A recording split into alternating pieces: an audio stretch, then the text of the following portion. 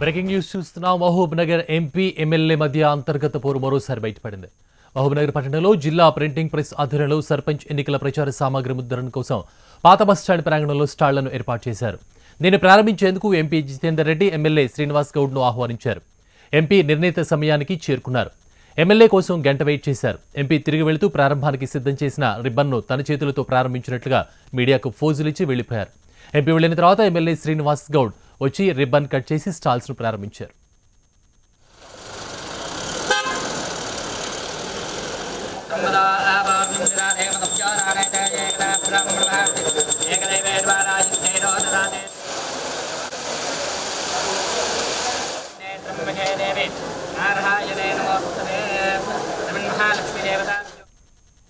ఇదే అంశానికి సంబంధించి మరింత సమాచారాన్ని మహబూబ్ నగర్ రిపోర్టర్ నరేంద్ర చారిని అడిగి తెలుసుకుందాం. నరేంద్ర చారి,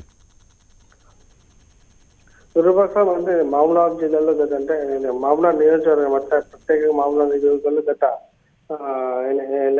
ఎలక్షన్ సంబంధించినట్టు ఎమ్మెల్యే వర్సెస్ ఎంపీ ఇద్దరి మధ్యలో నుంచి ఒక పోటీ కొనసాగుతా ఉంది. అంతర్గత విభేదాలు కొనసాగుతున్నప్పటికీ ఎప్పటికీ కూడా బయట పడలేదు. అయితే ఈ అసెంబ్లీ మొన్న జరిగినటువంటి అసెంబ్లీ ఎన్నికల్లో కూడా ఇద్దరి మధ్యల అధిష్టానం పూర్తి స్థాయిలో సైద పూర్తి స్థాయిలో తెలుస్తా ఉంది. అయితే ఇప్పటికి కూడా చూసినట్లయితే ఎక్కడ కూడా వీళ్ళిద్దరు వర్గపోరు అంతర్గత వర్గపోరు కొనసాగుతున్నట్టుగా ఈ రోజు జరిగిన సంఘటన మనకు ప్రత్యక్షంగా కనిపిస్తోంది. అయితే మహబూబ్నగర్ జిల్లా కేంద్రంలో ప్రింటింగ్ ప్రెస్ రేపు జరిగినటువంటి సర్పంచ్ ఎలక్షన్ లో సంబంధించి ఒక స్టాల్స్ ఏర్పాటు చేసింది. సర్పంచ్ ఎన్నికలకు సంబంధించి గ్రామీణ అభ్యర్థులకు సంబంధించి ముద్రణ అంటే ప్రింటింగ్ ప్రెస్ వాళ్ళు అందరూ కలిసి ఒక ముద్రణ ఏర్పాటు చేసిండ్రు.